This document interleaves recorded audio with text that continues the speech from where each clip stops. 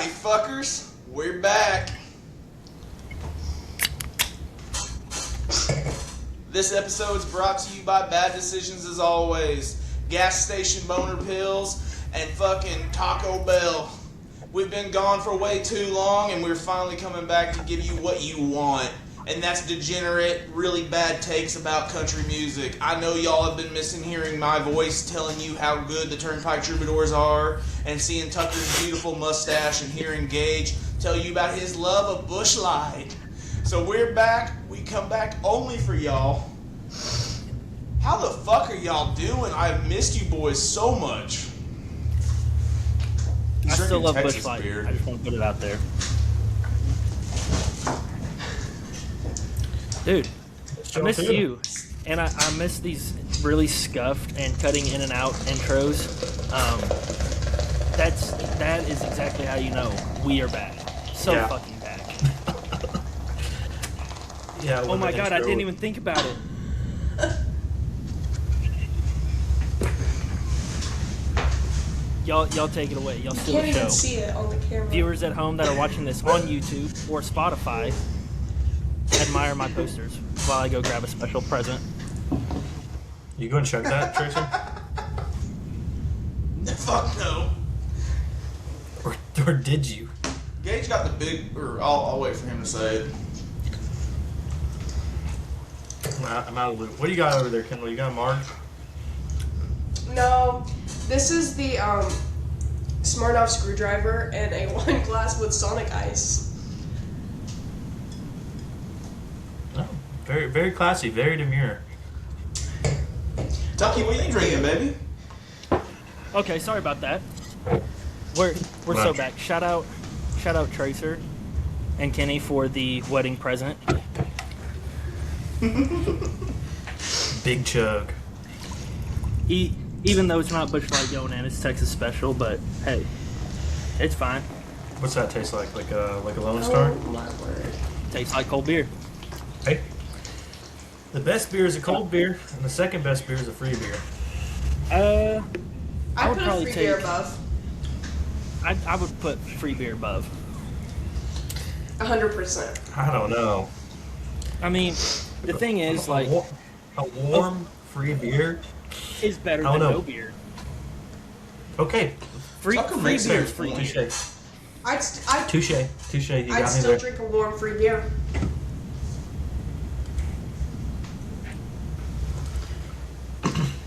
I would, and I have. I have. I definitely have, and it has not been the most enjoyable experience, but it was an experience nonetheless. You know what? I forgot. We could have kicked this off really degenerate, but we're a couple minutes in, so the degeneracy is coming back to me. As I'm filling up my pitcher, y'all just wait. Y'all just wait. I got a special surprise. No, I'm not Badlands Chug. Come on. Shout out that guy. I probably should have washed this first, but I didn't have time. So there's some dog hair in it, but that adds to the flavor. Yeah, that's what I was about to say. It adds flavor. But in proper That's flavored. degeneracy,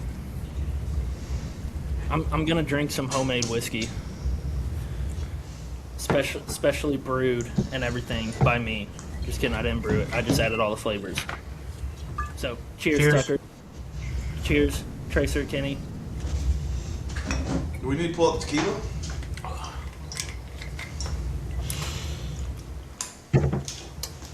That's good. I don't know if Good beer. tequila was a good idea. I don't think tequila's ever a good idea. Oh my god. Straight You're up. so bad. Okay. You're so back. Tequila is never a good idea. Tequila. So now that we've discussed free beer and tequila for the last This 3 minutes, do we want This to is tell amazing. everybody what It we've been up almost to feels- and during this break? Sure. Go ahead, Tracer. Let's start it off. Oh, okay. Any day now. For those that don't know, Kendall and I moved in together. in October. They're basically married. We've been to basically married. We've been to Gage's wedding. Shout out Gage. Shout out Gage. We've seen a few shows at Kane's Ballroom. We went to the Wormy Dog. And yeah, we're just living life together. And as of right now, we went to the Wormy Dog. Fuck yeah, we did. We saw Wyatt Flores at the Wormy Dog. What a sentence to say in 2025. It's The delay is 2026. insane. Oh fuck. Well, it happened. How's this gonna work? It don't matter. I mean, So- we're back.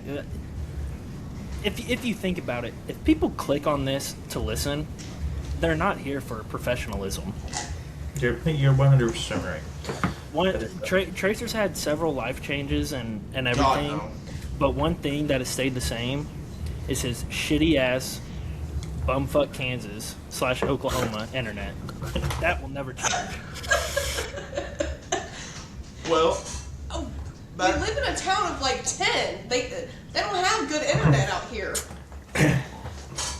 back to what I was saying. If y'all can hear me. Yeah, but your town is where the toothbrush was invented. Fuck you. Is it really? No. you know.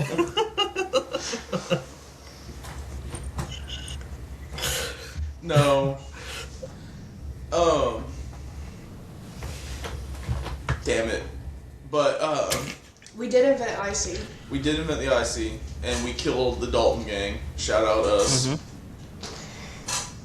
But what I was trying to say is, everybody, please welcome Kendall to the Tape Deck family. I've been We're, trying to weasel my way in for months. Whoa, so we excited. We need We're some gonna sound have effects, a- like some confetti noises. I know. Fuck. We're gonna have There- a I'm new podcast coming out here soon called the Honky Tonk Hotline. So be on the lookout for that. If we can get better Wi-Fi. I don't know. Tonight's bad. This is Oh. the worst it's been since we got it.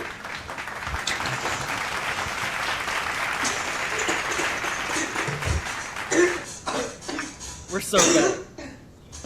I still have pneumonia. So. Let's just act like Tracer didn't name drop what's coming. So imagine you didn't hear that. Everybody, bear with me. Okay. The Honky Tonk Hotline is coming. Yeah! Our internet fucking sucks. This is not good at all. Oh man. God, would you have a welcome back episode any other way than my internet just being absolute fucking trash? No. Wow, that was Nailed fake. it. That was Oh. fake. We I are think so this bad. might be the worst it's ever fucking been. We need to call the damn Wi-Fi man. The TV acts slow too, don't it? It was buffering The last TV night. was buffering. God damn it. We paid Fucking all Tracer this and money for Kynny them over to here. install It's this like, fiber. Married longer than you and Cheyenne have. dude, they're like, oh my god, we got fiber. This is the greatest thing ever.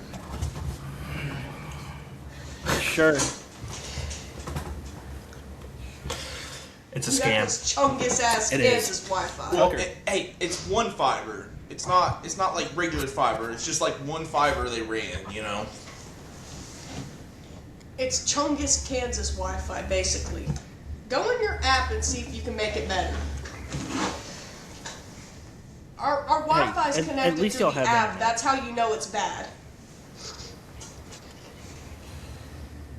I wish we didn't, I honestly. can control mine through my app. We would have saved a lot of money. Y'all have an app for y'all's internet to like connect and everything? Well, I can control the router. I have Cox. You like that, don't you? Cox. But don't. Damn it, you beat me.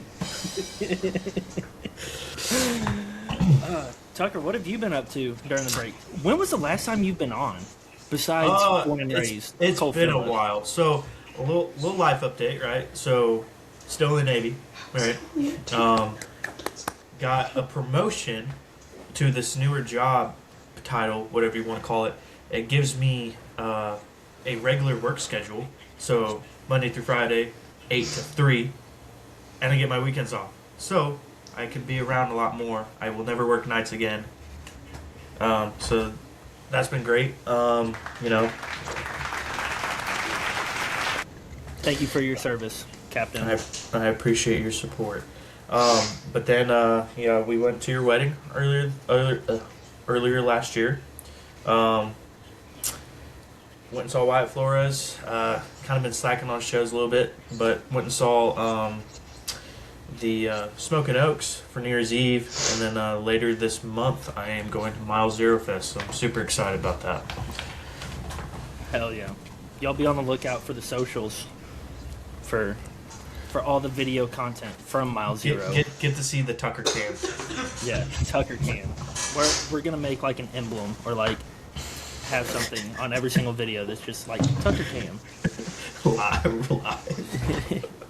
Live and loud on Tucker cam. It's interesting the way they're doing it. So while we're on the topic, like it's there's this festival thing that they normally run after Calf Ride, and it's like a lot of the local Oklahoma artists. It's Gypsy Cafe, that's what it's called, and they run it at a lot of the local bars in Stillwater. Shout out Dirty Rooster being one of them. But that's kind of the way that they're running it at Mile Zero Fest. Like there's a stage at like a bunch of these different bars throughout Key West, and then towards the end of the night, the main acts are on this giant amphitheater stage, and there's no assigned seating. There's no like you have to have this certain type of ticket to get into the pit. It's just all open. So it's going to be a cool experience. I'm excited for it. I feel like it's like the East Coast, if give or take's version of Steamboat. Dude, I think it's insane how like all these artists go from Steamboat to a week or 2 weeks later to Key West. Like, I know we've had Shelby talk about it. Like, it just fucks everything up. The immune system, obviously the sleep schedule, because if you're in Texas and everything in the central time zone, go out to Colorado, you go back an hour. Go back an hour to Mountain Time, then you come home, go forward, then go forward another hour, and then you go all the way from that high elevation all the way down to sea level. Yeah. I couldn't imagine. That is a dream of mine, though, is to go to Steamboat and Mile Zero. Whether it's in the same year or not. Sorry, guys. I'm watching the Indiana-Oregon game, and there was a big play that just happened, which, whenever you're listening to this, you're already going to know who won. So shout out you. But, yeah, a dream is to go to Steamboat and Mile Zero, for sure. Yeah, I think that one's on my bucket list for sure. I kind of got dragged into the Mile Zero thing. So, as you know, Emily Hollingshed is playing at Mile Zero. She got asked to go. So that was huge for her. But friends with her and her family and a lot of people in that circle. And one day they hit me up as I was going over to their house to hang out. They're like, "Hey, you got your military ID on you?" I'm like, "Yeah, why?" And then they're like, "Okay, guess what? We're booking a room with your military ID." And I'm like, wait, how are you going to do that? I'd have to go to Mile Zero. And they're like, "Yeah, we're going to buy your ticket for you if you go, or if we could do this." So I was like, well, don't got to twist my arm. So, shout out to them. Hell yeah. Let's see. So I think the last time I was on an episode besides Born and Raised, which, if you haven't already, go check out Tracer and our interview with Uncle Lucius, 3/5 of them, quick maths, slight little plug there. Go listen about the Swamp Man and all that good stuff on that one, which is also posted to YouTube video, just as this one is. So that's a lot of fun. And then obviously Tucker and Tracer and me for a little bit of it, recorded with Cole Phillips. That was a lot of fun. Very cool dude there. Both of those interviews were really fun. I was behind the camera for the Uncle Lucius one, but I was like trying to contain my laughter because they were just such a funny crowd, and especially when they were telling their story of how they got the name. I was like, honestly, thought they were being serious. 100%. That's my headcanon for how the Uncle Lucius. Other than that, I mean, yeah, that's my headcanon. 100%. And I can't remember y'all were talking if it about was their dream bass player or their festivals, lead guitar, and but Kendall that and dude I was a very were discussing interesting, this the other day. very interesting guy. You don't see The one I that can't was remember. sitting next to Kevin or in the chair across from me? he was in the chair by himself. Okay, remember that's his name. their keys and like Keys, steel okay. player, I believe. Yeah, he was a very interesting guy. Sorry, Tracer, what were you saying? Dude, we're gonna work on something real quick because we're on a 30-second delay from y'all. Love you guys, but we'll be right back. It's more like 5 seconds, but that worked. Do your thing. Tucker and I we'll take the show away. Do your thing, girl. Do your thing. All right, now that the party poopers are out of here, fuck those guys. But no, I'm trying to think. It may have been. One for the homies that disconnected. Yep, I'll cheers to that. My big ass pitcher. You were saying though? I'm trying to think. It had to have been like September since the last time I was on an episode. It had to have been like Born and Raised recap or something. Yeah. But yeah, ended up got married. Your wedding was- was awesome. Which That was a great time. Shout out Kat Hasty for did showing not up. even know she was there. Did not even know. And she's a very nice person, very beautiful, right? And we were what was it? We were your DJ was playing music and a Kat Hasty song came on. And again, did not know she was there. And I was like, God, I love Kat Hasty so much. Like I was like, she's so pretty. Like, talking about her in a good way, right? She's like 2 people away from me. Did not even know. Yeah, it was funny because I walked up to the DJ and she's worked like benefits and done sound and shit and everything for like Josh Ward, Johnny Cooper. Shout out that man. And like Hell other yeah. Texas Red Dirt artists. So I walked up there and I didn't even know Kat was there. Like, I was out taking Did you pictures, doing all the family pictures and everything, and I was walking in, doing something, and somebody came up and was like, "Oh my God, is that Kat Hasty right there?" I was like, "Oh yeah." So I went over there and gave her a hug, and we talked. I was like, you know, did all the nice things, help yourself to whatever, and it had to have been like maybe a month prior. And I called Kat and was talking So with her. you just called her and be like, hey, here's my wedding. Like, you're invited. Well, we Or- were, I think it was like at our Stock the Bar party or something. And I was texting with Trey and Brennan, and I was like, that's whenever they had mentioned and brought up like changing up our intro and everything to like, oh, hey, you know, this is Kat Hasty and you're listening to Western Grunge Tape Deck. And so I texted her about it, and then she was like, I'm driving, just call me. And so I called her, and we were talking, and she's like, oh yeah, I'm down, whatever, blah, blah, blah. I was like, hey, what are you doing October 4th? Because my wife's, one of her really good friends who owns the salon that she works at, her boyfriend was there, and he is a huge Kat Hasty fan. And so I was like, what are you doing this day? And she's like, oh, we're playing out in Gunner. Well, Gunner's 30, 40 minutes east of where we were getting married, and she lives out west. So I'm like, it's kind of on your way home anyways. I was like, this is the address? I was like, if you want to stop by, like, hell yeah. And she goes, okay, yeah. I think we're playing earlier in the day, so maybe it'll happen. And she showed up 10, 15 minutes, like, after the reception and everything, and hung around for a while and talked with a lot of people. So that was really cool. I didn't expect it to happen. And to see her, like Cheyenne and I, we were talking about like how many people can say that anybody of that level, like It has been to Kat their wedding. Hasty Yeah. crashed our wedding. Like Yeah, that was sick. awesome. Like, Huge props to her. Did not even know she was there till you posted the pictures of her. I was like, wait, are my eyes deceiving me? And then I talked to Brennan about it. He's like, yeah, she was there the whole time. And then that's when I realized what I had said when I heard her song play at your wedding. I was like, Dude, like I was telling the DJ about it, and she was like, "Oh yeah, I have one of her songs," and just like started playing it. Well, it was Pretty Things, and I was like, "This is not really a wedding song," and I didn't even think about it because like right then and there, you're taking pictures and you're trying to get food and talk to people and do everything.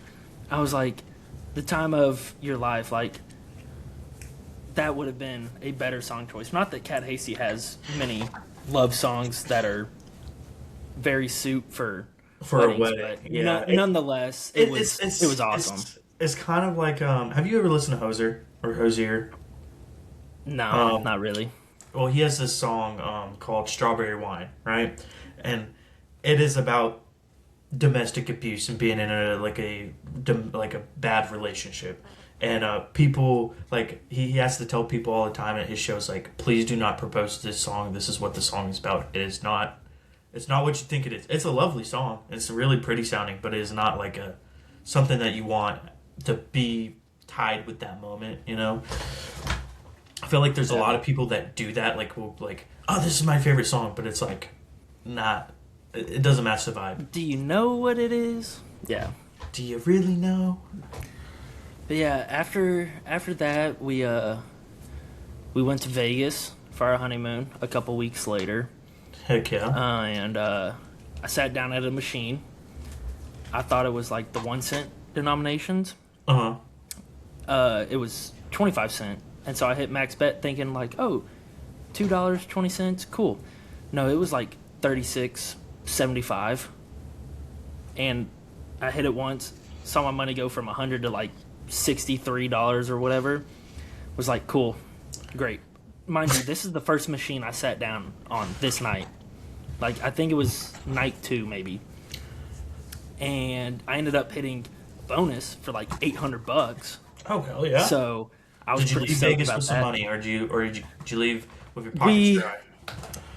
We came home with some money. We lost a little bit, but it was more of my wife's doing, because after I won that jackpot or that $800, I was like, fuck this, I'm good. Like, I'm ready to go back to the Put it all hotel. on black. And so I gave her some extra money, but we went like each night with maybe $200 in our pocket. Left the rest of the money in the hotel room. And yeah, so I think we came home like over a 4 or 5 night string of gambling. We only lost a couple $100. That's not bad. So, win in my book. I was beating up them blackjack tables. I feel like, winning money and gambling is all fun and good, but like you gamble for the thrill of it, That's why people gamble. I hate gambling. I hate losing money. It makes me sick to my stomach. I can't do it. So I don't. I live in Oklahoma, where there is so many casinos left and right. And I went to I went to a casino while I've been here, just to say I went, and I've gambled before in my life. Lost $100 in the matter of 10 minutes, and I was like, yep, nope, I'm good. Never again. Yeah, All from a stupid slot machine. It's a lot of fun. Don't get me wrong, but after going to Vegas, like, I'm a sole believer that if you play slots in Vegas, you're almost like, you're not set up to win a lot, but you're gonna win more than you do in like Oklahoma. Yeah. And so like, the house always wins in Oklahoma, I'll tell you that much. Yeah, it was a lot of fun. Don't get me wrong, but I'm kind of the same as you. But then again, like, every now and then I'll go to the casino with a couple $100, like $200. Yeah, because you live right by WinStar. You just hop across that border and you're right there. Pretty much. And like a couple weeks ago, me and my buddy, we went golfing and then we hit up a small casino in Oklahoma, just right up 377 Megastar, and lost pretty bad on slots there. And then we were like, fuck it, let's go to WinStar, play some blackjack, because the small one doesn't have any tables. And we went and played blackjack for 3 or 4 hours. And I broke even. Okay. Breaking even's fine. So, broke even compared from little casino, what I spent there, and then WinStar. I was able to just walk out of there clean pockets and all that. But the best thing about Vegas is if you're gambling, free beer. Yeah, I gotta go to Vegas now. Vegas has been on my bucket list for a while. And I have a theory about all this because Oklahoma's gambling age is 18 and up. Whereas like every other state is 21 plus. Yeah. So therefore, if you sit down at a machine, you're over 21. Boom, they can serve you alcohol, and then like you pay $1, $2 tip. The more you drink, the more you win, and the tip gets higher, and they keep coming back a lot more often. But it's like you're telling at WinStar, I got to pay $5-6 for a beer. Sometimes I think it might even be like $8. Yeah. Whereas I go to Vegas, you can get cheap flights, cheap rooms, and everything, and go gamble, have a better chance at winning on slots, and hell of a lot cheaper beer. No brainer. I don't know, the whole state of Nevada is so strange to me. Little caveat: Biloxi, Mississippi reminds me of a mini Vegas because they have like all those like what started out as like the riverboat casinos, and now they're all established places. And that is the one town that I've ever been to where the bars outside of the casino stay open till 4 a.m. Crazy. Never heard of that before. And then the bars in the casino stay open 24/7, just like the casinos in Vegas. Which Vegas is like again, like not only Vegas but Nevada in general is such a crazy state because there's so much stuff you can get away with. Like when they say the Sin City, it truly is that. Because did you know that Nevada is the only state in the United States that allows prostitution? It is legal. Completely legal. I wouldn't necessarily say legal, but they don't have a law saying that it's illegal. It's like that gray area. Oh, okay. It's yeah. Okay, I get that. I didn't know that. I just have always been told that it was legal. And see, like, I've heard that, and then I feel like I read or heard somewhere that they don't say it's legal, but they don't say it's illegal. Therefore, it's just kind of in that little gray area. And plus, you can just walk around everywhere with a beer. Yeah, kind of like the stockyards. That's what I love about the stockyards. In a sense, yeah.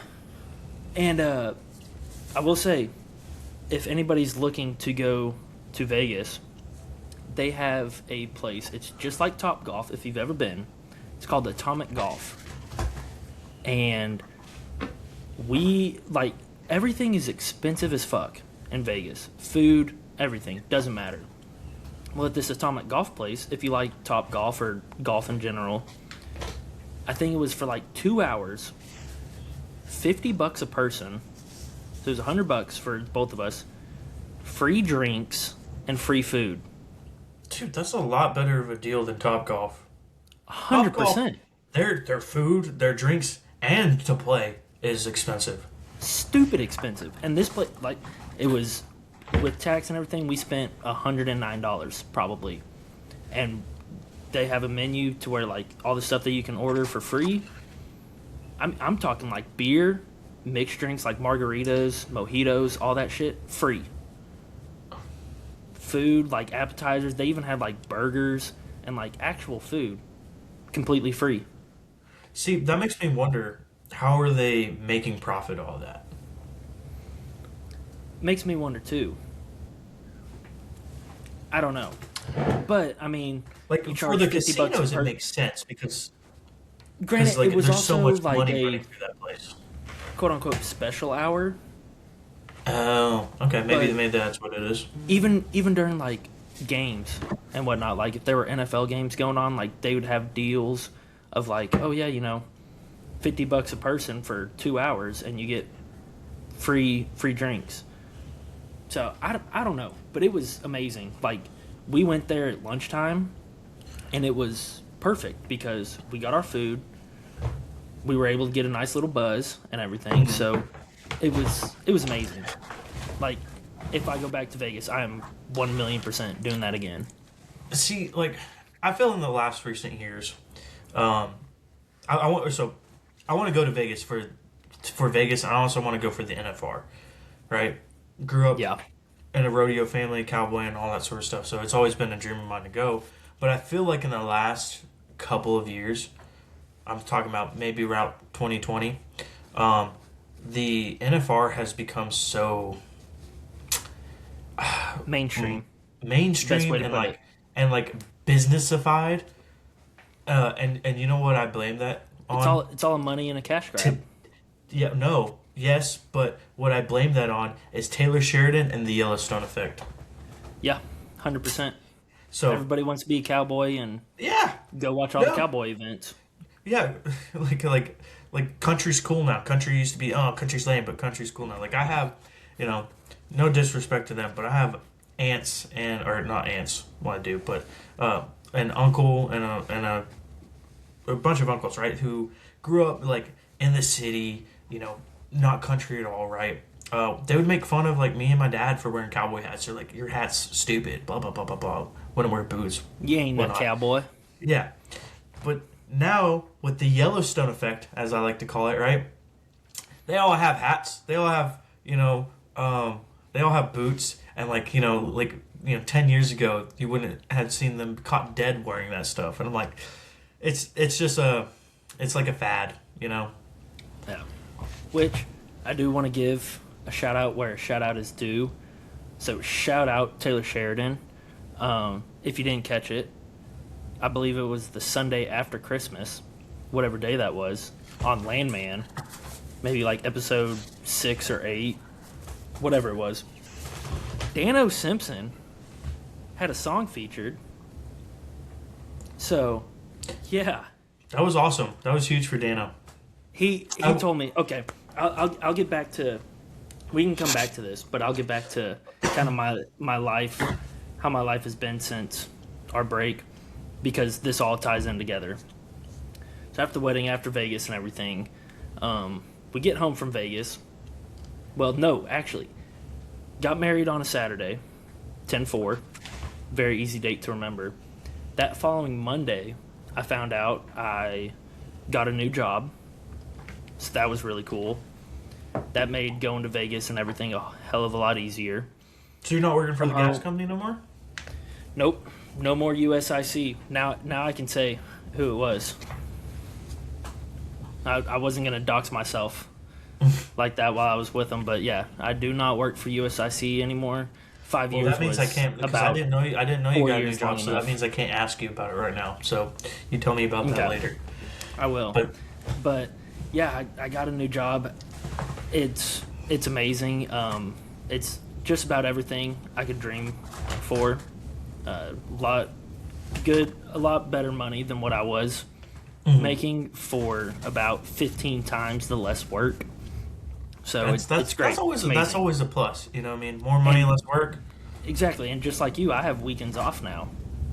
So I never have to worry about working any weekends. Or being on call. Exactly. I know that sucked for you. Like being called away at like 10 in the morning, like, oh, there's this thing going off. I gotta go take a look at it. There was one episode we were shooting. I don't remember who it was with or what it was, but I got called out right before, like while we were getting prepped, and then I joined in, like I got back in and whatnot, and then all of a sudden I'm sitting down for 5 minutes, boom, I get another call out. I do remember that. Yeah. There's been a few episodes where you've had to leave like that because of a call. Yeah. Shift work, man.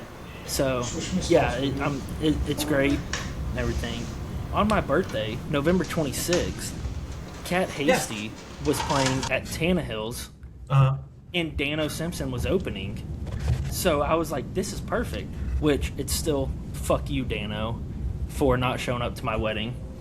No, I get it. I give him so much shit, even still to this day, and will till I'm dead.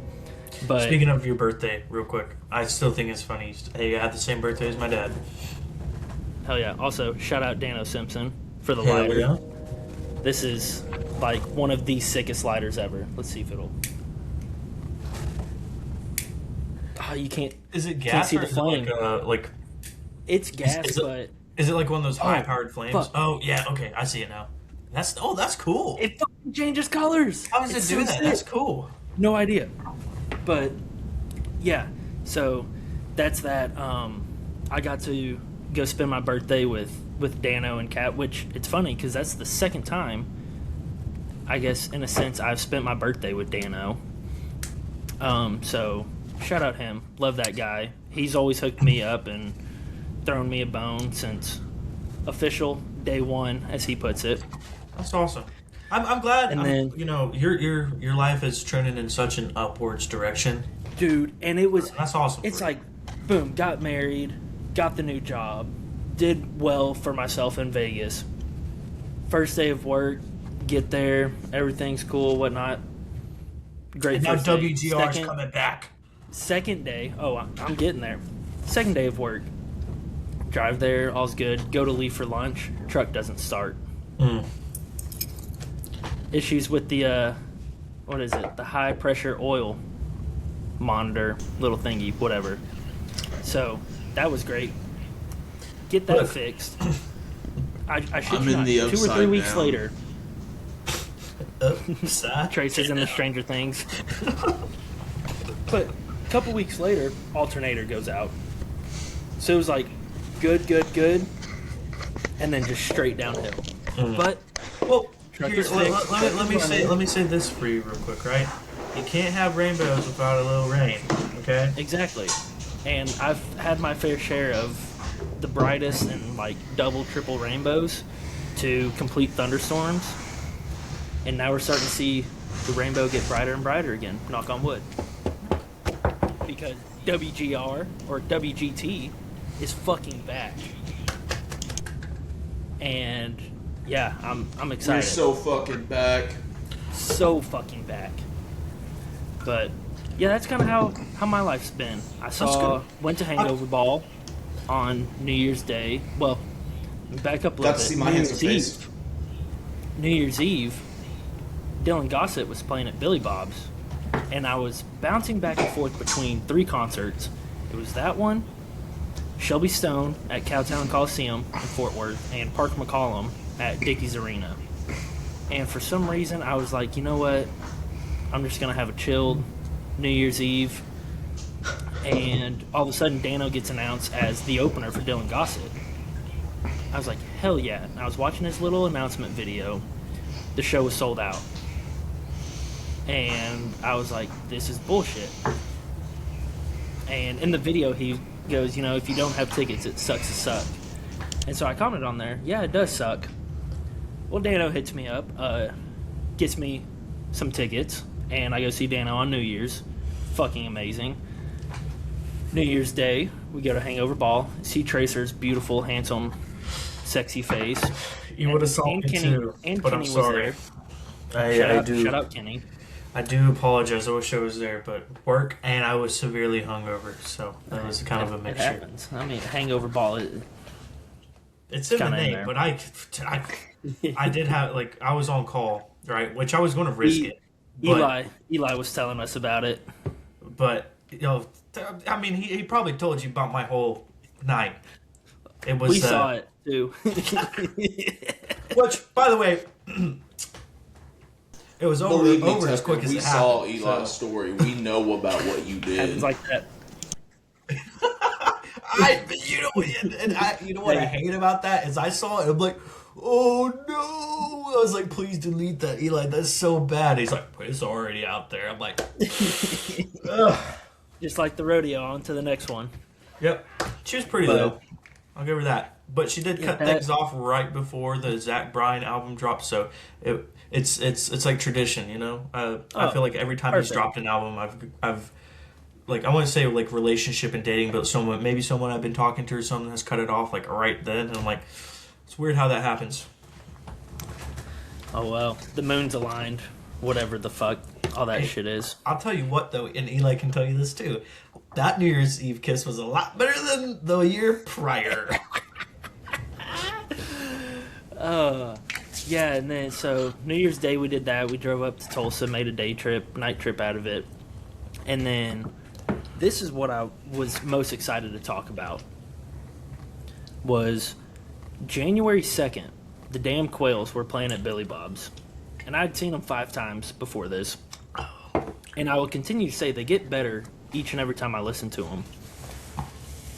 January 2nd, I do not see that band getting any better than what they were that night. It was one of maybe like 3 or 4 concerts that I've ever left speechless. Easily, hands down, one of the greatest shows I've ever been to. It was very soul touching. It's a great day. Went to the record store, which, let me go grab this real quick. Or actually, what we'll do is we'll just go through the record store haul. Shout out Pug Johnson. Got the El Cabron Hell yeah. CD. Is that a 7-inch? No, it's CD. Oh, CD. Okay. So shout out him. He was also on the tape deck. So if you haven't seen that interview or listened to that interview, go listen. Shout out to the GOAT, Mr. Jason Isbell. And then, so that's what I bought. Oh, nope, it's right here. I bought 3 CDs. One of the greatest albums ever released in history. Good old Guy Clark. Hell yeah. And then we got over to Billy Bob's. Got Blue Edmondson. If you can see that. Let me turn this fucking light off. Shit, dead anyways. Blue Edmondson CD DVD combo from Billy Bob's. No Justice. Same thing. And then probably it might just be my new Holy Grail. I know I was showing you, Tucker, before the signed This Is Indian Land and Soul Gravy from The Departed. But this right here just might take the crown. Charlie Robinson DVD. Is Live it at Billy Bob's. so? Is it like the whole concert recorded? Whole show. Okay. Shot. Because I remember you sent a picture of that, and I was like, "That's awesome." But I'm like thinking to myself, like, why is it like in a DVD case? Yeah. That's really cool. I don't know if they still do it, but every live album, like, I'm pretty sure they made like a DVD out of it too. I would assume. I don't know. Maybe not like the early albums and stuff. Like, I don't know when it started or whatever, or if they even still do it now. But yeah, that I've been searching for that CD/DVD for about 3 years now, and I ordered it off of, it might have been like Merch Table, their website. Really? And that's surprising that they still have copies of it. Well, it was like a month, 2 months later, and I still had, it was like, oh, still processing. So I emailed them about it, and I was like, just cancel my order and give me my money back. Like, I'm not going to keep waiting. So yeah. I'm guessing they didn't have it in stock, but they didn't update it at the time. And, yeah, walked into Billy Bob's gift shop and found 3 of those DVDs. Oh, yeah. And I bought every single one of them. You know what's crazy about, like, the Billy Bob live albums? Like, there's a ton, like, I'm a firm believer in, like, those are, like, some of the best live albums that, like, get produced. Like, you know, you got the Ragweed one, you got Stoney LaRue, you got Charlie Robinson. Like, those are such great Jason live Boland, albums. Pat Jason Green. Boland, Pat Green, Which, why am I wanna blanking say- out on his name? Not Kenny Fiedler, but I'm blanking out on his name. I went and saw him not too long ago. Don't Touch My Willie. Who sings that? Kevin Fowler. Kevin Yes. Fowler. Yeah, his What live a, album. wow. Yeah. Yeah. But you know who does not have a live album? The Turnpike Troubadours. How do do y'all they forget not have... about the Daryl Dude? Daryl Dodd. Daryl Dodge, yes, that is another great live Double album. D. But I like, just how want to does say, like,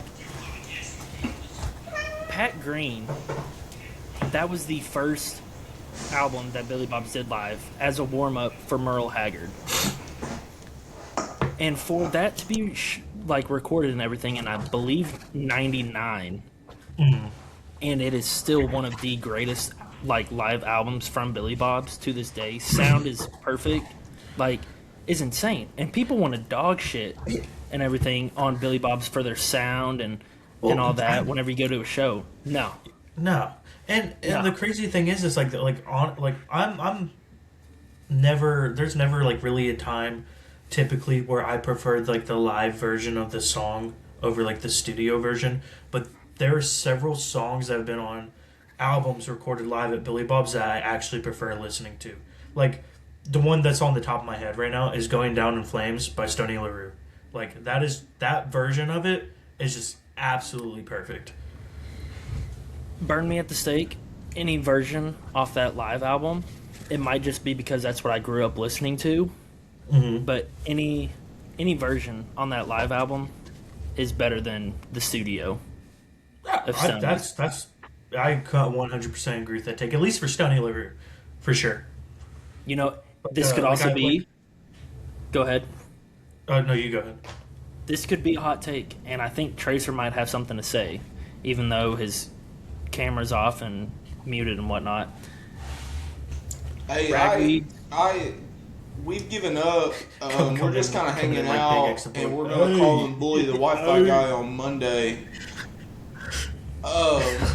Because we're supposed to be at like 60-something second, and we're at 8.8. So basically, we're paying for a lot of internet we're not getting. Kendall's already given up. She's gone and laid down. I'm just sitting here listening to you. You I'm don't about want to to bully show this motherfucker. all the viewers your beautiful face. Yeah, we're just chit-chatting. I'm missing you. I don't want to see a K on my screen. Oh, I'll turn my camera back on. Oh, we're so bad. But here's my This is first the perfect view of hot me. take Double. of 2026. Ragweed's Billy Bob's live album is better than the one from Kane's. Oh, yeah, I agree with that. I honestly like I've listened to the Canes one, but I'm not like a big fan of it. To be It's honest, leaps with and you. bounds better. The Canes, the Live and Loud at Cane's Ballroom, great album, but it does not compare to the Billy Bob's. You know what we were robbed. Did you know that? We were robbed of a Live and Loud at Boone Pickens Stadium album. It's coming. It's coming. 100%. I will put every single dollar. Maybe with those secret announcements that they're saying, and it's just taking a while to produce. I mean, think about it. They released Hammer Down as a single. The Great Divide released We know it was Yesterday recorded. Road. It was recorded. All for sure. 4 nights were recorded. And so it's coming. But Also, yeah, anyways, speaking that's of that's all my life updates. the Live and Loud at Kane's Ballroom, I wanted to again, it was like before my time, but like I listened to that album and I saw that they had "Take Me Back to Tulsa" on there. I love that song. Like, it is such a good Bob Wills song. But like, I listened to them sing it, I'm just like, I don't like it. I don't like it.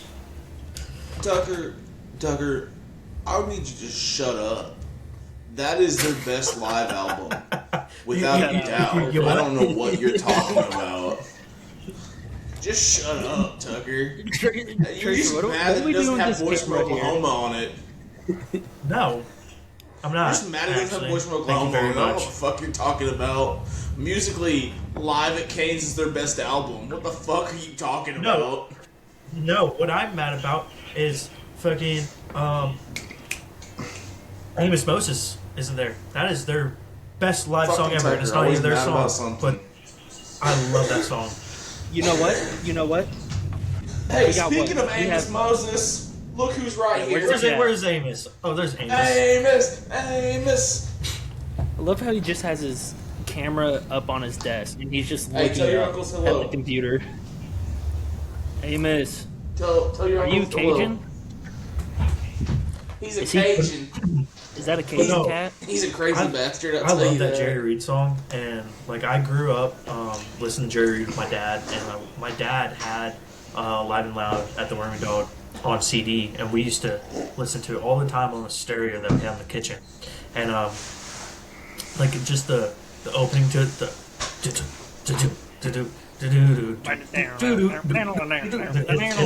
I grew up on that song. I love that one. Yeah. And then bang my head. I used to iconic. bang, like when You that can't song would deny come the on when fact I was it's a child. iconic. I used to bang my head against the wall. Good, as you should. Billy Bob's, live at Billy Bob's, live at the Wormy Dog, Kane's Ballroom. That is my live album rankings of Ragweed. Wait, repeat Kane's that. Ballroom, Wormy Dog, Billy Bob's? Billy Bob's. Billy Bob's. Get the fuck out, Tracer. You know what? Just leave. This was so much more enjoyable with you not here. Fuck. I'm killing myself. I'm not getting bullied for once. Right? Fuck you, internet boy. The times have changed, old man.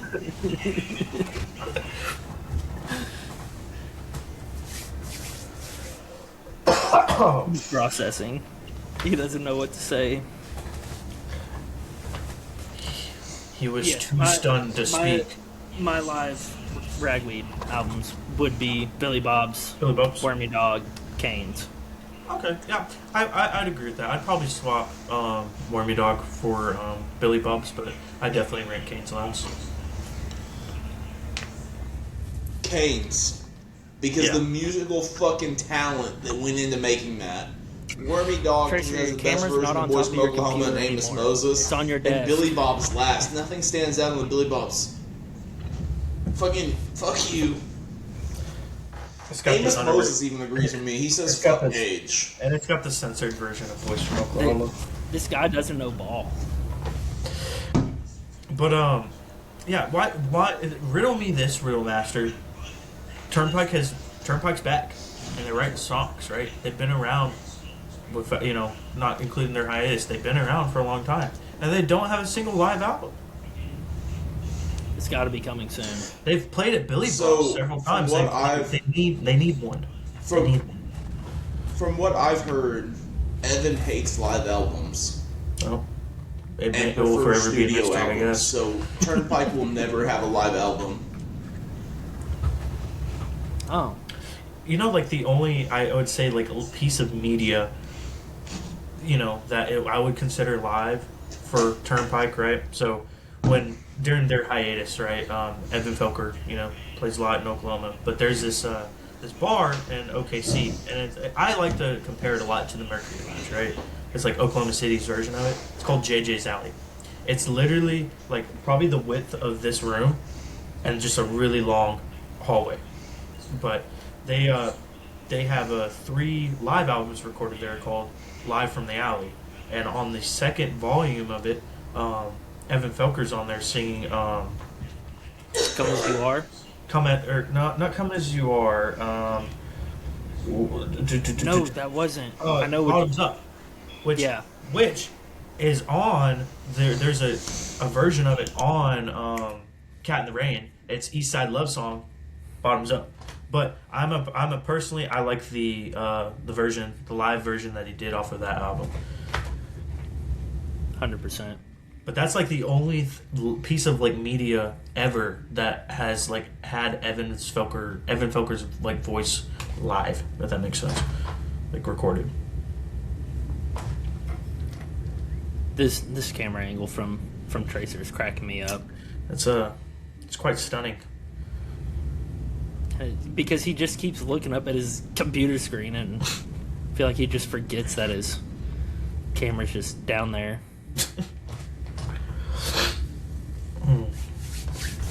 All Y'all are right, lucky I going- remember my first name right now. That's fair. Is it Degenerate Hour? I mean, dude, you're just Dude, babying trying to your figure picture. out this It's like Wi-Fi half the shit. size of mine. And being at 8.8 If I had beer, megabytes I'd per join second. y'all. But this bottle of Maker's Mark is 112 proof, so I think I'm okay. This is picture number 4 of the night, so we're rolling. Hey. Hey. Speaking of Big X Plug, have you ever seen that video of him taking helium? And he sounds normal. He sounds normal. And then he freaks out because he thought, like, he's like, whoa, whoa, whoa, whoa. But you know that there's that chemical, it's like called hexa something, fluoride or whatever, and it's like does the opposite effect of helium, like deepens your voice. I would like to see him inhale some of that and see how much deeper his voice could go. Oh, so you want him to indulge in whippets, is what you're saying, and drug activities, Tucker. Not drug that activities. That is not good. I don't condone the use of drugs, okay? Tracer?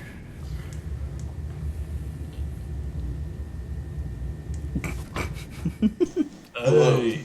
Watching this man try to figure out technology is like, it's the peak. Hey Tracer, when are you going to fix Sam Canty's washer? Dude, that's a good question. That was a wild fucking dream. And that is a wild dream. What's funny is I woke up to it. I saw your TikTok. I thought it was fucking normal.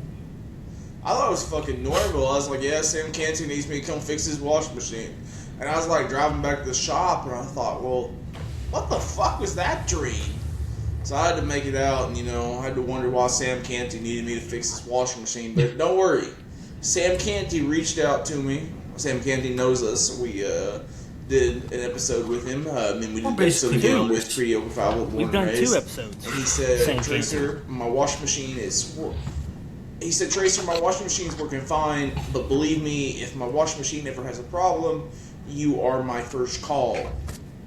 And I believe it. I believe there's going to be a time in the future where Sam Canty FaceTimes me to help me. Drive all the way from Kansas to Texas to fix it?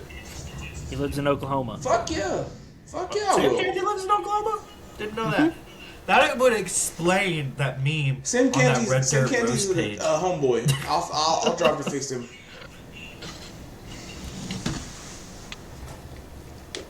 Did not know he lived in Oklahoma. That was news to me. That shows how many podcasts you listen to. Fuck you. Hey. I'm not weird. I'm not a stalker or anything. He just mentioned it on Jared Morris's podcast. I was like, oh shit. Fake Texan. God damn it. Dude, can we talk? Me and Sam Canty are like the same. We're both Texans. Goddamn. Oklahoma has some redeeming qualities. Jared Morris's new album. Alright, that's Banger album. Banger album. Yes.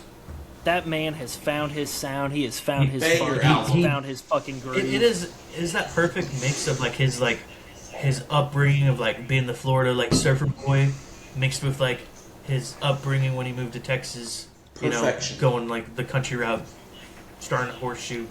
It's like the two worlds colliding. There's one thing I want to talk about. That man went to school in Gainesville, Texas.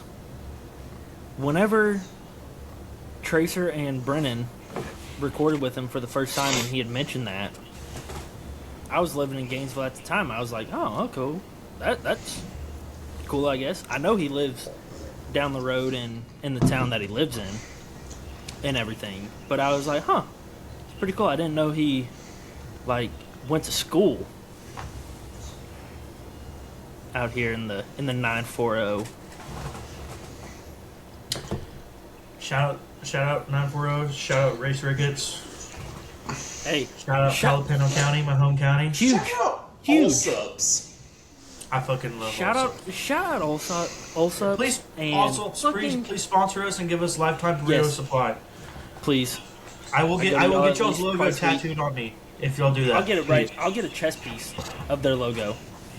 Swear. Dude, that's my favorite part about coming home to Texas to visit family, because I always take I-44 down and go through Wichita Falls, and I stop at the gas station I always stop at is an All Subs, and I pick me up. Got this from Jared Morris. Shout out him again. An ice cold Topo Chico and an All Subs burrito, man. With taco sauce. You have to get the taco sauce. The taco sauce. I don't know what's in there. Probably crack, because it's really good. But I love it. Alright, boys, real quick. I love you all, but I'm on a 1 minute delay now. I love how. So I'm just going to get off of here. And I'll talk to y'all later. I'm really sorry about the internet. I'm going to call and bully the internet company You in go the bully morning. that internet man. Yeah. You tell y'all boys how be safe. how I love angry you. Look out for the Honky Tonk Hotline. Love you, Tracer. But yeah, circling back, shout out Race Ricketts. That man texted me on my birthday and wished me happy birthday. He's such a genuine dude, because I haven't gotten to see him live, regrettably. Love his music, but my mom, she is a paramedic in undisclosed Texas town, but she was at one of his shows, providing medical support, just being on standby, and after the show, he went behind where they all were and said thank you to all the first responders, and my mom ended up getting a picture of him and got to meet him, and she said that was really cool. Fuck yeah. But I haven't seen him yet, which this could be a early spoiler. I don't know.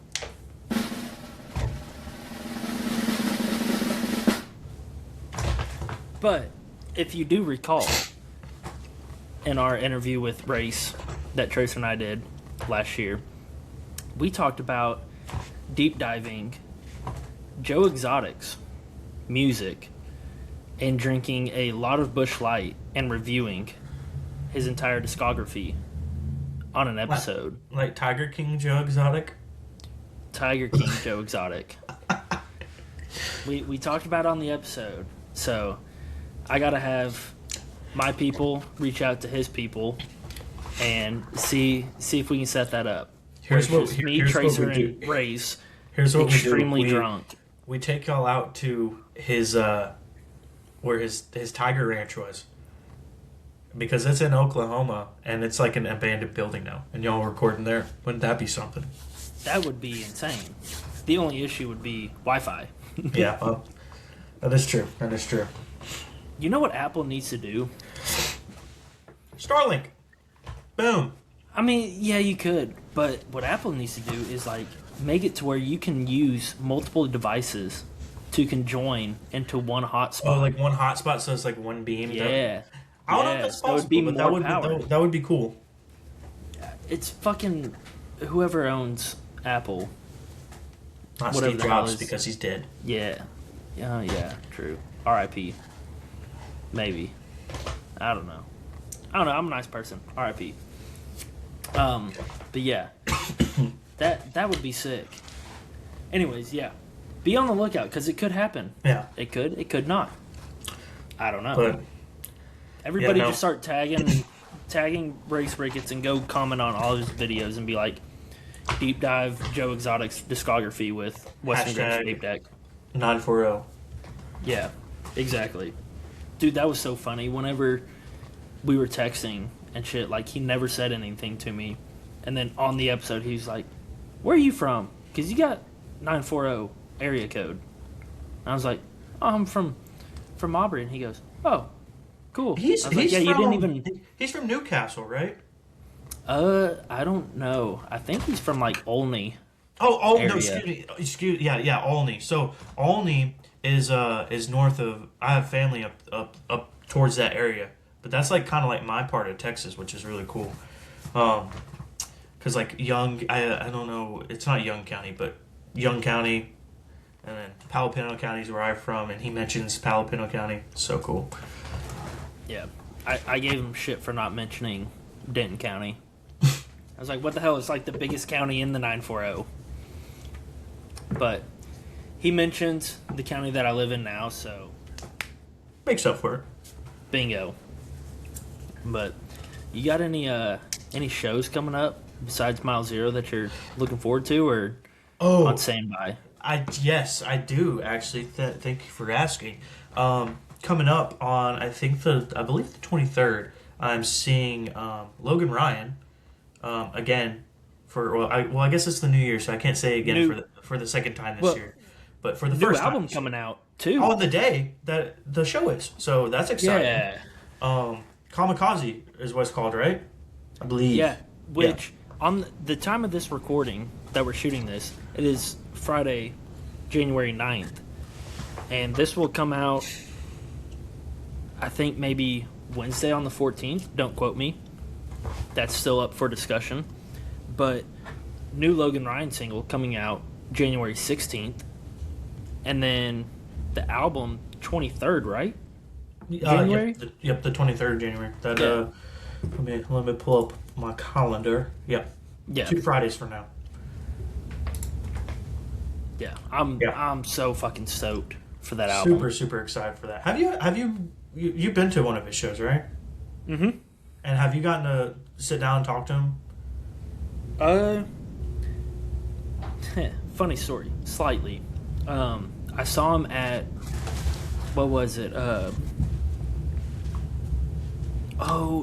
They have it in Salina, and they have it in like College Station in Bryan. It's like a barbecue festival. Troubadour Festival. Troubadour Fest, yeah. I saw him, I think it was 2 years ago now. He was playing right before the Quails were. And while the Quails were playing, like, he was sitting at the table right next to ours. But he had, like, his family and some of the band there, so I wasn't going to go up and bother him. And he was kind of walking around and whatnot. So I was like, it's fine, whatever. Anyways, we ended up getting him on for an episode last year. And I wasn't able to make it, sadly. But at Boys from Oklahoma in Stillwater. Or no. It was Waco. It wasn't. It was Waco. It was Waco. I was walking over to my seat, and we walked past, like, this pillar. And I just saw the mustache, and I turned and looked, and I go, I'd be damn. It's like, You're Logan. right. Yeah. I was like, I'd been emailing him, trying to get the podcast interview set up and everything. And this was after he did the interview. So I was like, oh, yeah, I'm Gage from Western Grange Tape Deck. He goes, oh, yeah.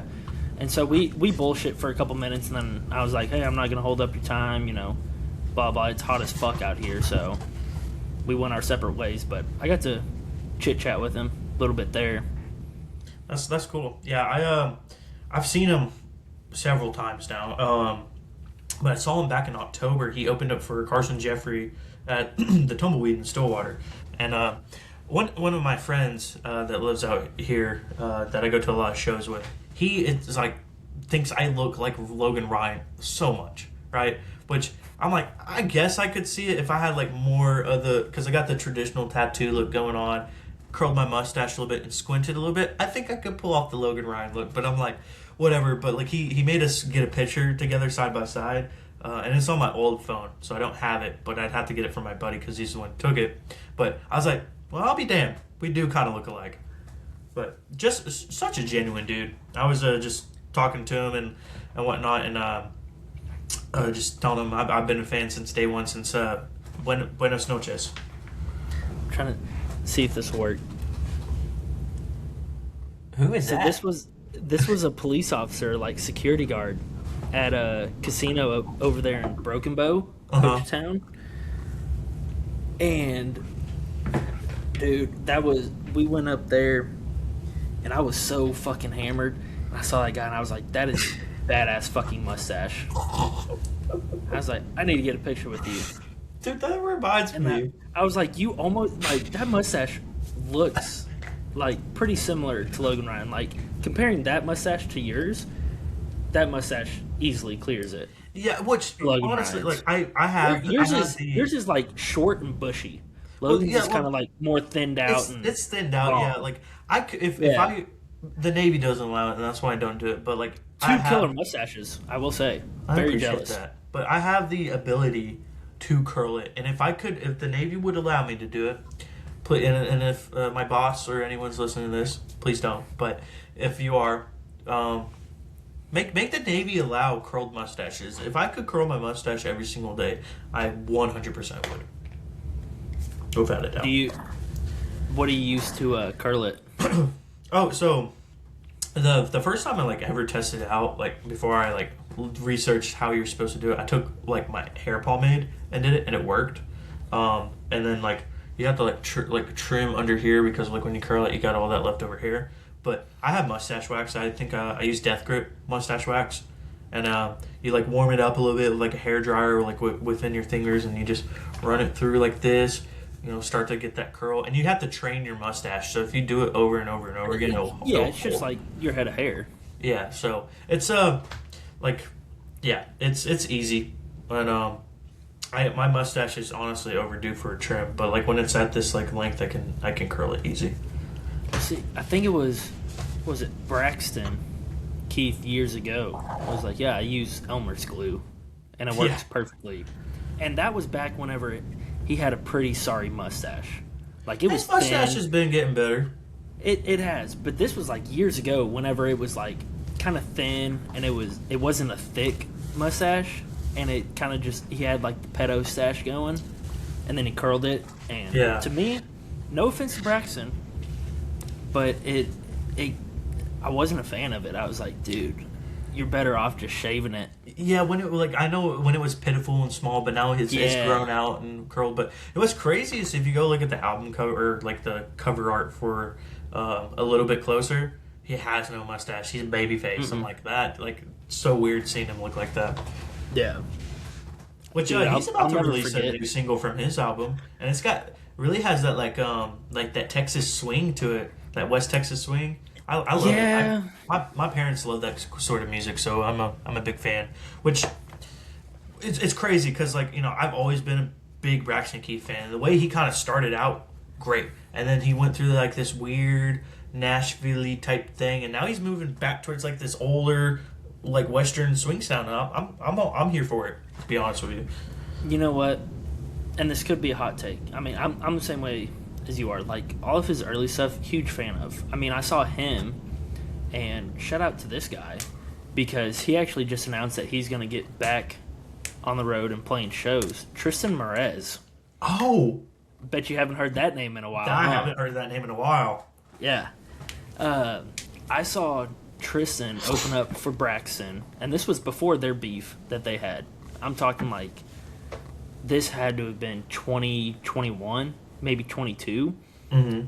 I saw them both out in Bowie at the community center for like $25 a ticket, and it's BYOB over there. So you show up with your cooler, like we're dead ass walking into the show with a cooler full of beer, and then we had to go make a beer run in the middle of the show, which is pretty funny. But yeah, I saw them two way back in the day. That's awesome, dude. And it was back whenever he had that pitiful little mustache.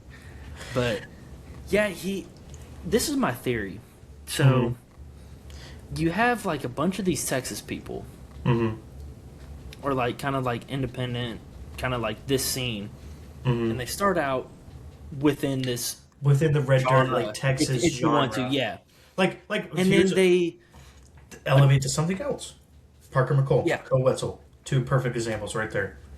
It is, especially Parker, which I'm gonna get to in a second. And I'll tell you a follow-on thing about that too. You'll find it's funny. like you start out with this just perfect, amazing, like great music, and then you get into that Nashville.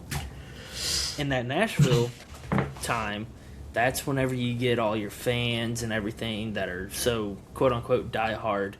And then you circle back to what you started with, and it's like that's honestly that's a good strategy. It's a really great good strategy. I mean, I can't knock anybody for doing it, but at the same time, as somebody who like us, like we're born and raised within this genre and listening to it, and we've listened to these guys from their start, and then they do all the Nashville whatever, and then they want to come like circle back around. It's like. That's icky. Yeah, it's icky. I don't like it. Like for Braxton, which I'll bring up again. How do you go from the whole Gavin Adcock? You know what? Like how do you go from? I'm standing on my soapbox right now. The whole Gavin Adcock and Braxton Keith beef was fucking bullshit. I lost so much respect for Braxton because all it was fucking social media ploy. Yeah, it was. That's rigged. all it was. It was fucking stupid. At least the Zach Bryan and Gavin beef, that was real. That was 100% real. But no, like for Braxton, right? How do you go from Cold Hard Steel and Sand, right? Like he has so much range. You listen to that, and then you go like a little bit closer, and then to what he's doing now, and then now you're circling back into that West Texas swing sound. Even throw in "Let Me Love You More." Yeah. And then Cozy, like don't get me wrong, like Cozy's a little more of that like popular song. Cozy is where it just kind of like it's a catchy song. I love that song. It's so catchy. It's very catchy, but that was the downhill. Yeah, but you see this happen with not necessarily but definitely Parker, right? The Limestone Kid, 10 out of 10 album, right? Then you got Probably Wrong, another Red Dirt like Texas country album, right? Then you got Gold Chain Cowboy and Never Enough, right? That's where you get into that Nashville territory. And then you got his self-titled that's kind of like circling back into that Red Dirt sound. I'm going to try to talk about this as non-biased as possible because I don't know why, but Parker is just one of those like. I mean, here, I was just showing Tracer and Libby this last night. But it's like, Parker is one of those that I just have so much respect for because of his upbringing. I mean, his brother told him, go play 30 shows in 30 days and tell me if you really want to do music. And hearing him talk about how nobody ever showed up to any of the shows and for him to still stick through it, respect all the way. Yeah. Gold Chain Cowboy, at the start of it, I saw him like his release show at Dos Equis Pavilion with Flatland Calvary opening, and it was supposed to be Lainey Wilson before Lainey Wilson was Lainey Wilson. And that was whenever she like just released her first, I don't know if it was album or EP, but had like Know a Few Things a Man Ought to Know or whatever that song is. It was around that, so I was like, oh hell yeah. Well, she had a sickness and she couldn't make it, and so somebody else filled in. But Gold Chain Cowboy didn't hit for me for a while, and I listened to it one time through, was not a fan, was like, is that fucking Nashville shit? Because it was after he signed all of his deals and whatnot. Yeah. And wasn't a fan. Well, I circled back like a year or 2 years later, and I was like, this is a great fucking album. Like, genuinely great album. There's a few songs on Gold Chain Cowboy that I like, or I think not really. Well, I mean, see, that's how I am with Never Enough, because that Never Enough is the album cover that's like blue and everything, right? It has the double picture of him, but that has like Stone. That's a good song, but it has Burn It Down on it. That is like yes, such a bad song. Yes, and so like I was like, once Never Enough came out, like the singles that were released were great right there. You had like Handle on You, or I'm thinking of you had Handle on You and like a couple other ones that were pretty good, and then you had that album right after that was like the blue cover. I can't remember what the name is. Do you know blue cover? The blue cover's Never Enough. Okay, so what was? I feel like there was. I have it pulled up. We got Limestone Kid, Probably Wrong, Gold Chain Cowboy, Never Enough, self-titled. Okay. So yeah, never Enough. Now looking at it, like Stoned, Handle on You, Speed, like I Ain't Going Nowhere. Those are great written songs. I was a fan of those, and like Tales I Lose, I'll even throw in there. But as an album as a whole, I was not a fan, and I was like, nope, I'm done with Parker. Yeah. And it wasn't until sitting down talking with Dalton Domino on an interview, and we were talking about it, and I kind of got into it. I was like, you know what, like all this shit, like it's whack, blah blah blah. And Dalton kind of like brought me back down to earth and was like, that kid walks into a room of songwriters, 9 times out of 10 he's going to be the best songwriter in that room. And he kind of just like talked me through. He's like, I sat across a kitchen table from this guy before, and yeah, easily, hands down. Dalton Domino says that. All right, that's got some weight to it. And then the self-titled came out, and it was hyped up for like a year and a half of the Limestone Kid is back, this, that, and the third. And at first I was like, okay, we'll see. And then as it went on, you had, what was the first single released off that? What Kind of Man? Mm-hmm. I was a fan. Yes, it's more the quote-unquote Nashville style versus a lot of his older stuff. But it was catchy. You could see the Limestone Kid peeking through, like, especially so. My favorite song off that album, and he released it as a single. And shout out Jared Morris again. He helped write that song, "Big Sky." That's your favorite song off that? I personally like. I that's like what I don't know. That's one of my favorites. I'm not against it. Which was funny is I was scrolling on TikTok one day, right, and it just so happened to be that Jared Morris was playing at the Rhinestone in Fort Worth, right, and I was like watching the TikTok live. I was like, oh, okay, and then he was singing "Big Sky," which, again, they both sing it great, but Jared Morris singing "Big Sky" was phenomenal. I loved it. Well, you want to know what's really fucking cool about it? Talking with Talbot, shout out Mr. Talbot. I know you're listening. He was telling us that like that interview that Jared did with Parker is like basically what I think. Don't quote me. I could be completely wrong, but I think that's kind of what started them to write together.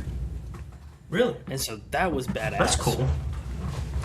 And what's even more badass is like hearing Parker kind of talk about, the self-titled and everything, and like now looking at credits and whatnot, he writes a lot with his band. Mm-hmm. And it's not somebody sitting in a cubicle. So once I kind of found that out, I was like, okay, there's some respect. There's some level to respect there. Like it ain't like no Morgan Wallen 9 writers credits on one song. You know what? I'm gonna go ahead. Fuck it. Let's just do this because I will say, spoiler alert.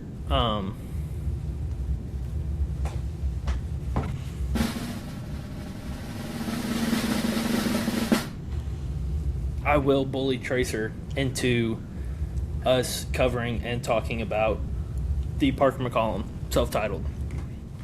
We will do an episode on that. What's your favorite song off the album? Because you seemed shocked when I said it was Big Sky. I'm gonna hit you with this. Give me your top 5. 1, 2, 3, 4, 5 from that album. On that album? You can pull it up. Okay, all right. Because you need to. Yeah, I need to. Because you kind of put me on the spot here. All right. Big Sky. What Kind of Man? Enough Rope. Good Time Charlie's Got the Blues. Solid Country Gold. Personally. Wow. Maybe I just haven't listened to that album enough. But ask me what my top is on Limestone Kid. Okay, here.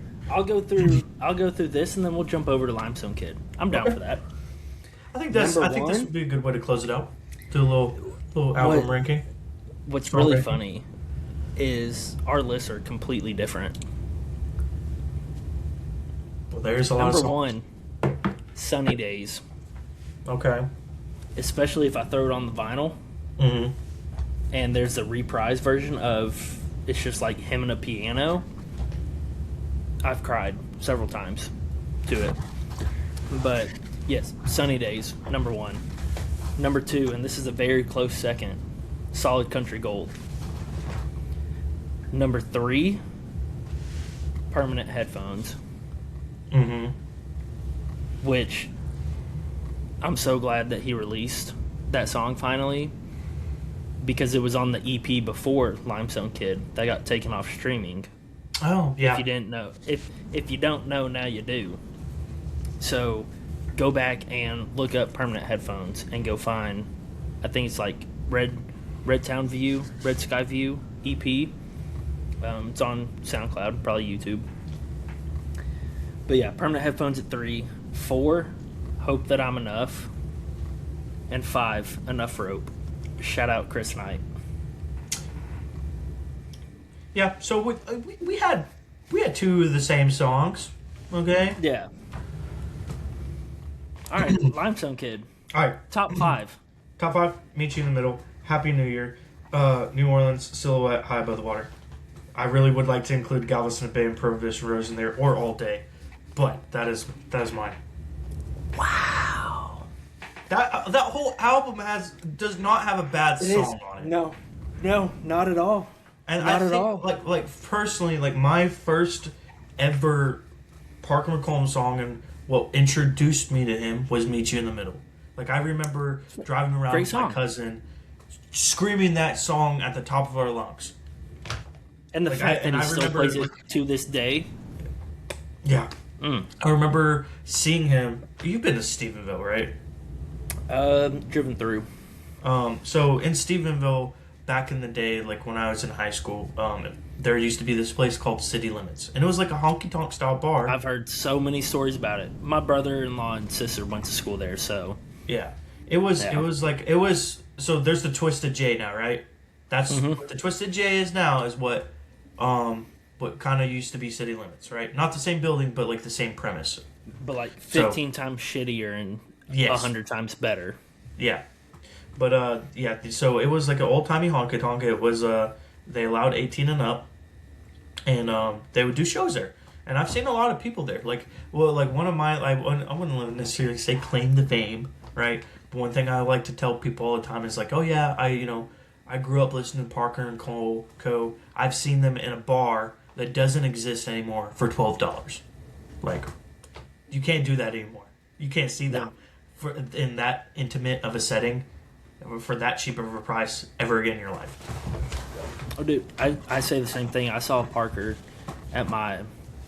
I consider it hometown rodeo. I mean, I live 15 minutes from there. But I saw Parker, I want to say it had to have been 2019 because I was still in high school. I had it... Yeah, surely. 2019 or 2020.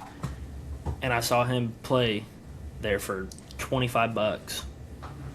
And I mean, we got everything that you could ever ask for in a early Parker McCollum set. Plus, we got Good Lord Lori. Because I'm talking his cover of Good Lord Lori is always good. Yeah, this was like maybe 2 or 3 months, possibly after the after it went viral from the Stubbs show down in Austin. And yeah, it was magical. That is like my favorite thing to throw at people. Like, yeah, I saw Parker McCollum before he was Parker McCollum. Like, there was this one, because I've seen them at City Limits like several times, but there was this one Christmas bash thing where it's like all acoustic, right? And it was him and Co Wetzel putting it on, and I got to see them do Love together. I died. Chef's kiss. Chef's kiss. Amazing. But my 5 from Limestone Kid. Okay. And I'm going to say this now. This is by far, I shouldn't necessarily say by far after the self-titled, but my favorite Parker McCollum song, Who's Laughing Now? Number 1. Okay. Interesting. 2, I would go Meet You in the Middle. Okay. Respect. 3, Prohibition Rose. See, that's another good one. I just couldn't fit it on my list. 4, Silhouette. Okay. And 5, it's really a toss-up between All Day and Happy New Year. So, see, most days I would go All Day. If you choose... All Day's another good one. But, like, if you choose Happy New Year, right, we got 3 of the same songs. So, our lists are pretty similar. But I will stand on it. Who's Laughing Now is my favorite Parker McCollum song. Yeah, and another like just goated album because you're riding off that high of Limestone Kid is Probably Wrong. There's so many good songs on there. Yes. Like I'm looking at it right now. Like Learn to Fly, great song. Hell of a Year, but South of the City Lights and Lonesome 10 Miles are two of my favorite songs off of that album for sure. My favorite song off Probably Wrong would be Memphis Rain. The Memphis Rain opening track. Yeah, and Misunderstood. I like that one too. Yeah. Now, Tucker, your assignment now is going to be listen back through Gold Chain Cowboy. Okay, I can do that. Because it is like sitting here looking through the track list and everything. Mm-hmm. Yeah. It's so good. Like is handling you on any album? I'm blanking right now. Never enough. Never enough. Because like I like handling you. I like that song, but there's one song. Oh, like Young Man's Blues and Like a Cowboy. Those were two singles they released that were never on any album. Yes. Those are two great songs. I love Young Man's Blues. Great. And see, like that was. Let's see. That was a little bit before Gold Chain Cowboy. It was 2020. Was it before? Yeah. Gold Chain Cowboy was 2021. Yeah, and so with Gold Chain is whenever he signed that deal. Before that album, and so we had Like a Cowboy and all that, like as singles, and I was like, and those were very reminiscent of his two previous albums. You know. I'm trying to think because I remember I could be wrong, but I believe Fat White came after him or said something about him, and then yes, that was Parker so funny. Directly came after him, and so did Wyatt Flores, and then Whiskey Rift even made a stupid fucking article about it. It's because he compared Wyatt to Parker. Yeah, but then Parker said he's like, I still retain like all my creative. Yeah, I turned down $1 million deal. Blah blah blah blah blah. I don't know. I don't know. Like left Parker up, but I don't know if I necessarily believe that. I don't know. I'm not calling him a liar, but I'm not. I don't know. Like I don't know. Yeah, I was right. So Chris Stapleton co-wrote on Like a Cowboy. Okay. Parker didn't even write that song. Didn't know that. Yeah, and I knew it was either Like a Cowboy or Young Man's Blues, but Young Man's Blues has all the area that Parker grew up with or like grew up around. Yeah, it has all that mentioned into the song. Him and Randy Montana. Never heard that guy. But all right, well, before we close it out, you know what we're gonna do? What are we gonna do? We're throwing it back to the old days. And I almost texted this in the group chat, but I was like, you know what? I'm gonna just surprise everybody with it.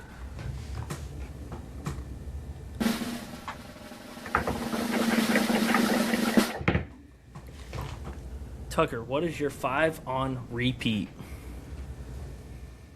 Okay.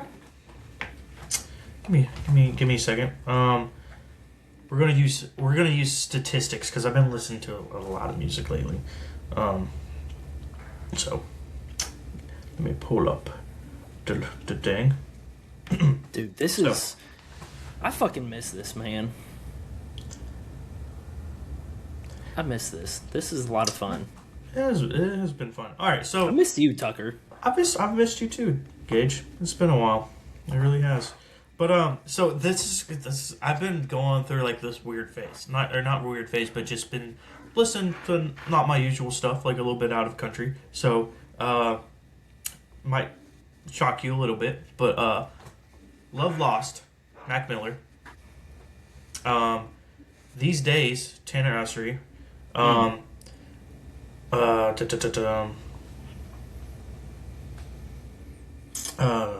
Whiskey, Me or the Pain.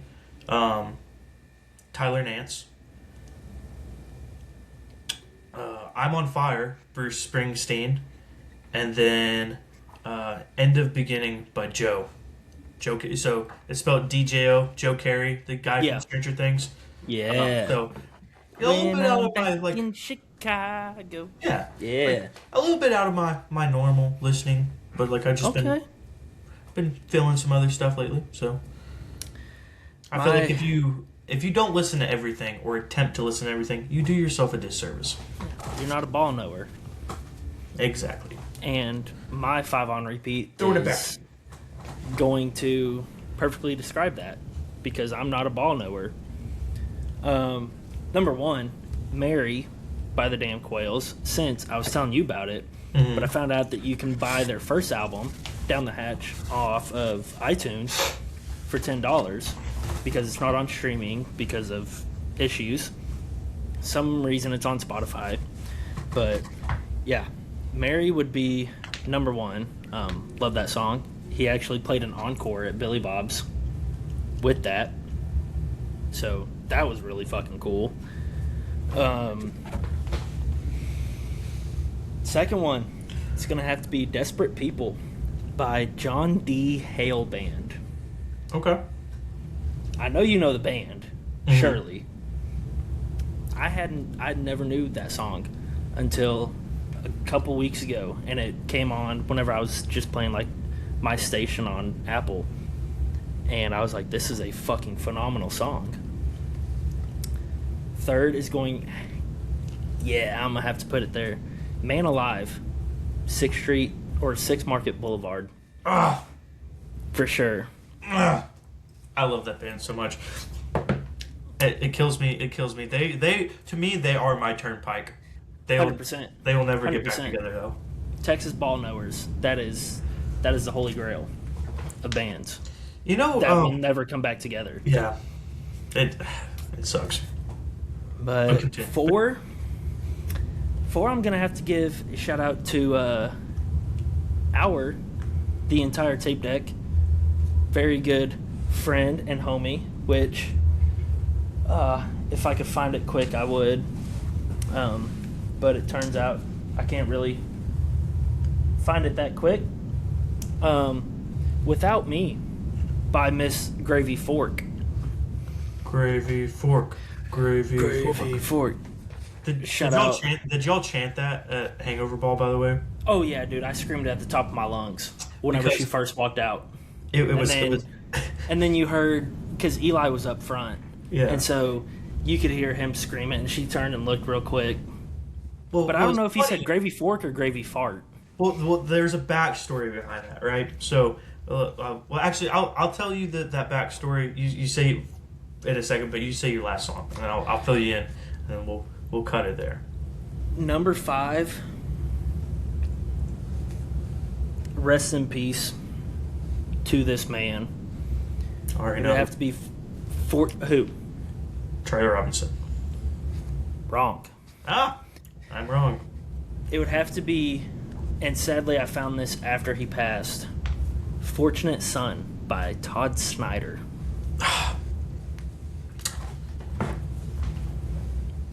That's a good one. Yeah. But, alright, well, you want to wrap up with anything?